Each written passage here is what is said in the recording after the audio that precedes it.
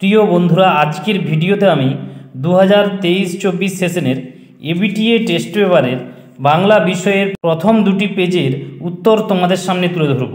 যদিও এমসিকিউর উত্তর টেস্ট পেপারে দেওয়া আছে, তবুও আমি তোমাদেরকে সাজেস্ট করব উত্তরগুলো তোমরা একটু যাচাই করে নেবে, কেননা কোনো কোনো ক্ষেত্রে ভুল উত্তর রয়েছে।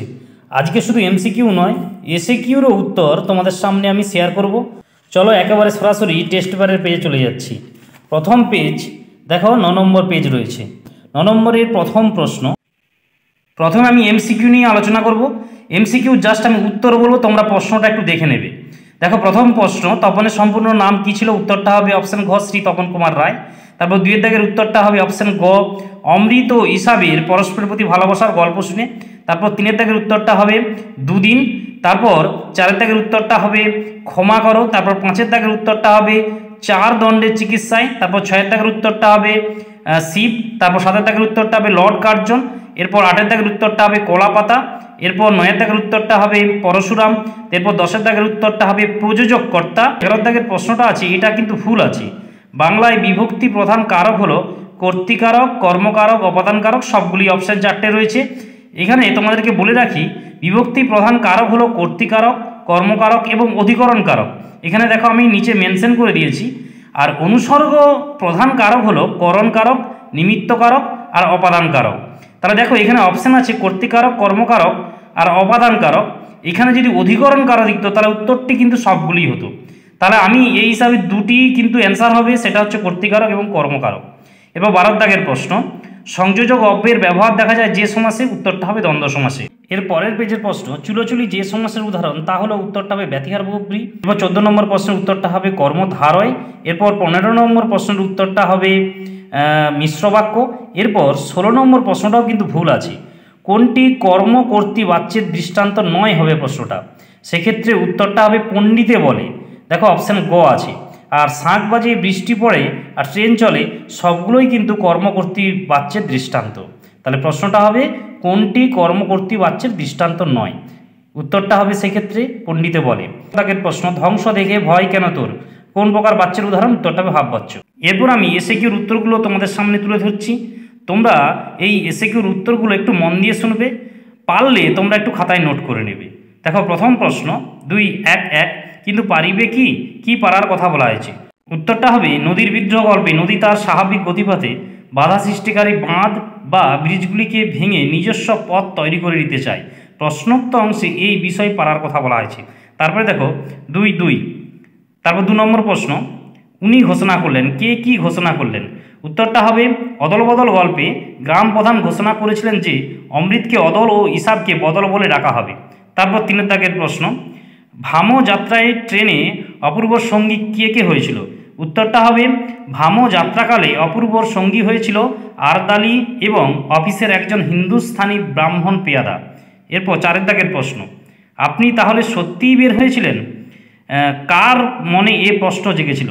উত্তরটা হবে বহুরূপী গল্পে ভবতোষের মনে এ প্রশ্ন জেগেছিল। তারপর 5 দাগের প্রশ্ন, নতুন মেশোকে দেখে জানলো সেটা? কি জানার কথা বলা হয়েছে? উত্তরটা হবে গল্প যে সাধারণ মানুষও লিখতে পারে, নতুন মেশোকে দেখে তপন এটা জানলো। কবিতার পাঠের প্রথম প্রশ্ন অর্থাৎ 2.2.1, সব চূর্ণ হয়ে গেল জ্বলে গেল আগুনে, সব কি কি?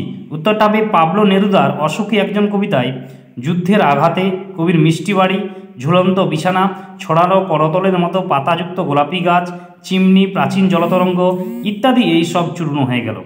তারপর 2 দাগের প্রশ্ন, আমাদের ইতিহাস নেই একথা বলা হয়েছে কেন? উত্তরটা হবে সাধারণ মানুষরা সর্বদা অবহেলিত, বঞ্চিত ও উপেক্ষিত, এই জন্য তাদের কোনো ইতিহাস নেই।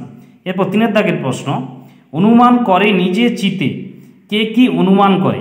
উত্তরটা হবে সিন্ধু তীরে কবিতায় অচৈতন্য অবস্থায় পদ্মাবতীকে দেখে সমুদ্রকন্যা পদ্মা অনুমান করে যে বিদ্যাধরী ইন্দ্র শাপে স্বর্গভ্রষ্ট হয়েছেন এবং অচৈতন্য হয়ে ভূমিতে পড়ে আছেন। তারপর 4 দাগের প্রশ্ন, এলো মানুষ ধরার দল, তারা কি জন্য এলো? উত্তরটা হবে ইউরোপীয় সাম্রাজ্যবাদী মানুষরা আফ্রিকাকে আক্রমণ ও লুণ্ঠন করতে এলো। এর পরের প্রশ্ন অর্থাৎ 5 দাগের প্রশ্ন, এ কলঙ্ক পিত, কোন কলঙ্কের কথা বলা হয়েছে? ক্ষেত্রে উত্তরটা হবে বীরপুত্র মেঘনাদ যদি জীবিত থাকা সত্ত্বেও পিতা রাবণ যদি যুদ্ধে যায় তাহলে সেটা মেঘনাদের পক্ষে কলঙ্কজনক হবে। তারপর 2, 3, 1 এটা হচ্ছে প্রবন্ধের পাঠ। প্রথম প্রশ্ন, বাংলা জ্যামিতি পড়তে হয়েছিল, কার লেখা জ্যামিতির কথা বলা হয়েছে? উত্তরটা হবে ব্রহ্মমোহন মল্লিকের বাংলা জ্যামিতির কথা বলা হয়েছে। এর পরের প্রশ্ন 2, 3, 2 এই কথাটি সকল লেখকের মনে রাখা উচিত, কোন কথাটির কথা বলা হয়েছে? উত্তরটা হবে বিজ্ঞান বিষয়ক প্রবন্ধের ভাষা সরল ও স্পষ্ট হওয়া দরকার, এই কথাটি সকল লেখকের মনে রাখা উচিত। তারপর 3 দাগের প্রশ্ন, তাই এই ব্যবস্থাটি কী ছিল? উত্তরটা হবে বিদেশে গরুর শিং বা কচ্ছপের খোল কেটে কলমের নিব তৈরি হতো, সেটা ছিল খুব টেকসই, নিব যাতে তাড়াতাড়ি ভোঁতা না হয়ে যায় তার জন্য ছিল এই ব্যবস্থা। তারপর 4 দাগের প্রশ্ন, কিন্তু সেসব ফাঁকি মাত্র, প্রাবন্ধিক কোন বিষয়টিকে ফাঁকি বলেছেন? উত্তরটা হবে অফিসের টেবিলের উপর সাজানো দোয়াত কলমকে ফাঁকি বলা হয়েছে। এরপর দেখো গ্রামারের পাঠ 2, 4, 1 প্রথম প্রশ্ন, গৌণকর্ম বলতে কি বোঝো? উত্তরটা হবে বাক্যের অন্তর্গত দুটি কর্মের মধ্যে প্রাণীবাচক কর্মটিকে গৌণকর্ম বলে। যেমন রহিম নিখিলকে কলম দিল, এখানে দেখো নিখিলকে এই পদটি হবে হচ্ছে গৌণ কর্ম, আর কলম যদি বলতো সেটা হচ্ছে মুখ্য কর্ম। তারপর 2 দাগের প্রশ্ন, বিভক্তি ও অনুসর্গের মধ্যে একটি পার্থক্য লেখো। উত্তরটা হবে বিভক্তি শব্দের সঙ্গে যুক্ত অবস্থায় থাকে, আর অনুসর্গ যুক্ত অবস্থায় থাকে না, আলাদাভাবে থাকে। আর একটাও পার্থক্য বলে দিচ্ছি, বিভক্তির অর্থ নেই আর অনুসর্গের অর্থ আছে। 3 দাগের প্রশ্ন, সমাস কথার অর্থ কি? উত্তরটা হবে সংক্ষেপ। তারপর 4 দাগের, যোগ্যতাহীন বাক্যের একটি উদাহরণ দাও। উত্তরটা হবে গরু আকাশে ওড়ে। তারপর 5 দাগের প্রশ্ন, কর্তৃবাচ্য থেকে কর্মবাচ্যে পরিবর্তনের একটি পদ্ধতি লেখো। উত্তরটা হবে কর্ম প্রাণীবাচক হলে দ্বারা দিয়া কর্তৃক অনুসর্গ যোগ করতে হবে। আরেকটাও পার্থক্য বলছি, ক্রিয়ার মূল ধাতু ক্রিয়া বিশেষ্য হয়ে যাবে।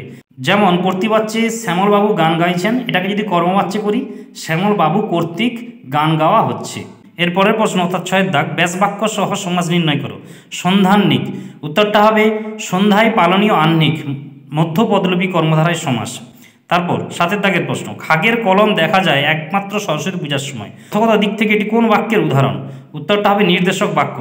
তারপর 8 দাগের প্রশ্ন, বৃষ্টিতে ধুয়ে গেল আমার পায়ের দাগ, কর্মবাচ্যে রূপান্তর করো। উত্তরটা হবে বৃষ্টির দ্বারা আমার পায়ের দাগ ধৌত হলো।